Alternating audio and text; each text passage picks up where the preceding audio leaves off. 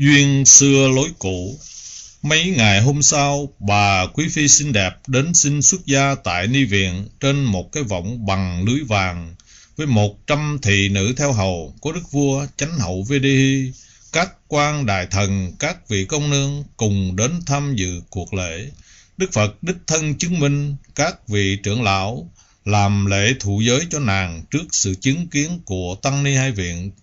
Triều đình cũng như hai hàng cư sĩ, niềm vui thanh cao thánh thiện, làm cho khuôn mặt của đức vua như tỏa hào quang. Ông rộng tay mở kho tàng, đặt bát cúng dường suốt 7 ngày, gồm đủ mọi lễ phẩm phụ tùy đến Đức Phật và tăng ni, để kỷ niệm ngày mừng vui trọng đại của hoàng gia. Đức vua hiền thiện này còn làm một nghĩa cử cao đẹp, là lập 4 trại chẩn bần bên ngoài 4 cổng thành để bố thí cho những người nghèo khổ, cơ nhở, già cả, neo đơn. Ngoài ra, mọi châu báu, tư trang tư dụng của bà quý phi đều được ủy thác cho đức vua và hoàng hậu để kiến thiết chỉnh trang các tịnh xá trong kinh thành. Sự kiện hy hữu này tăng ni cứ bàn tán mãi, chẳng rõ do nhân duyên kỳ lạ nào mà bà quý phi chỉ nghe một thời pháp đã có thể từ bỏ tức khắc mọi vinh hoa phú quý thế tục để sống đời một nữ khất sĩ bần hàn. Biết được mối huy hoặc trong lòng mọi người, tôn giả Sariputta thỉnh Đức Phật vén mở bức màn mù sương của các kiếp tử sanh của bà quý phi để tăng trưởng đức tin cho hàng tỳ khưu hậu học. Thuận theo mọi người, Đức Phật đã kể chuyện tương đối đầy đủ như sau. Cũng là duyên xưa lối cũ, này các thầy tỳ khưu, bà Khema này có duyên căn rất thâm hậu.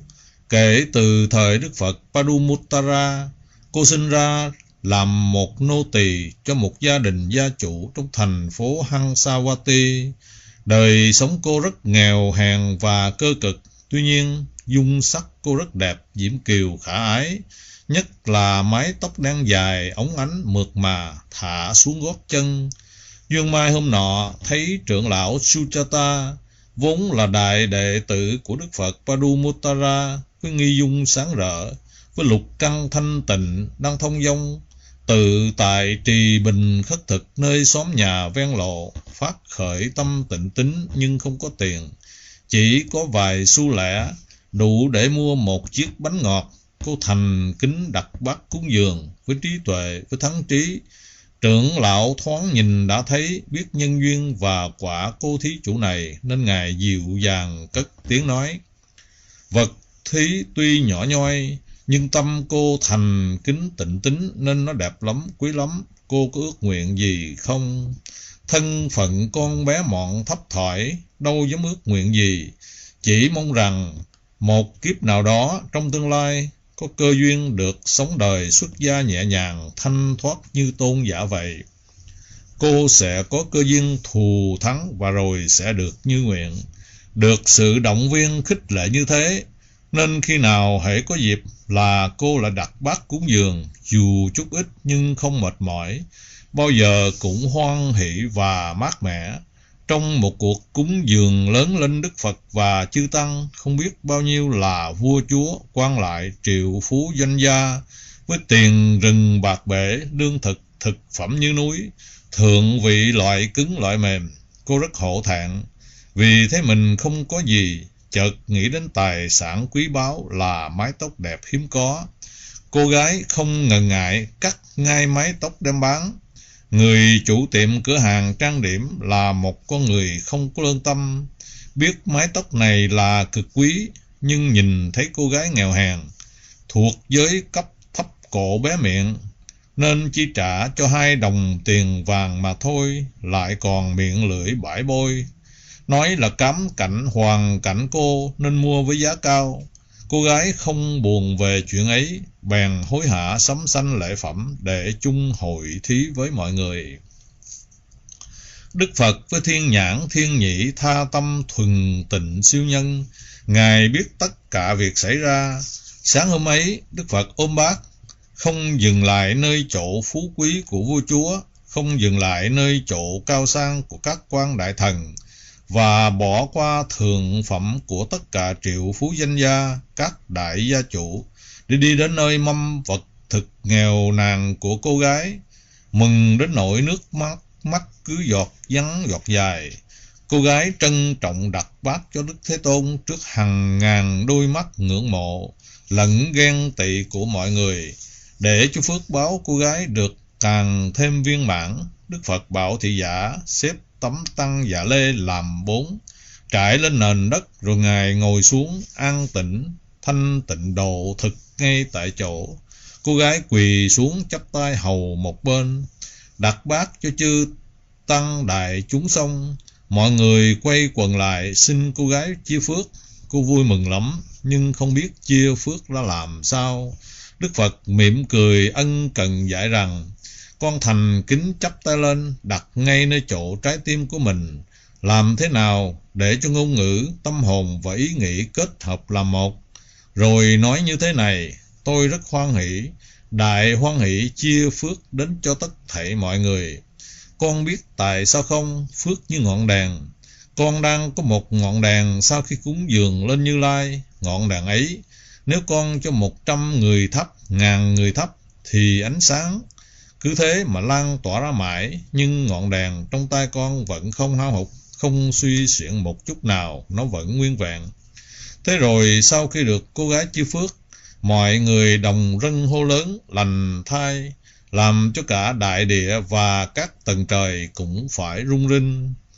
Vị đại vương Chí Tôn kinh thành Hansawati nghe kể chuyện cô gái, rưng rưng cảm động, xiết bao thương quý. Chiều ấy cùng hai thị vệ hỏi đường, tìm đến thăm tận nhà, ngạc nhiên thấy cô gái đẹp quá, lại ở trong cái chòi rách nát với cậu em trai. Đức vua Trạ thấy trái tim rung động, không muốn giấu giếm thân phận mình, nói thật với cô gái và muốn rước cô gái về cung. Cô gái thấy chàng trai cao sang tuấn tú, cũng nghe lòng bồi hồi xao xuyến. Có gì lạ đâu, họ đã từng là vợ chồng trong nhiều kiếp quá khứ. Lạ thay, khi cô gái vừa cúi đầu xuống hổ thẹn ngầm ý chấp thuận, thì mái tóc cô ta dài ra như cũ. Đức vua trố mắt nhìn, chỉ có Đức Phật và các bậc có thánh trí mới biết phép lạ ấy có được là do bởi Đế Thích Thiên Chủ. Hôm ấy, khi cô gái cắt bán mái tóc thanh xuân, mua vật thực cúng dường Đức Phật và được Đức Phật thọ nhận rồi độ thực ngay tại chỗ, thì tại Đao Lợi Thiên Cung, tảng đá vàng làm ngai ngồi ông chợt nóng rang lên. Đây là dấu hiệu lúc nào tại nhân gian có ai đó làm phước, mà phước báo ấy rất cao thượng, lúc trả quả có thể thắng trội, vượt trội, có thể chiếm lĩnh ngay cả ngai vàng của ông. Dùng thiên nhãn ngắm nhìn, Đế Thích thấy biết ngay, nên ông đã ra tay ban phép màu cho cô gái được lấy lại mái tóc đẹp mình trước khi xe duyên về cung với đức vua. Sau đó cô gái được phong làm quý phi, sống một cuộc đời yên ấm vương giả.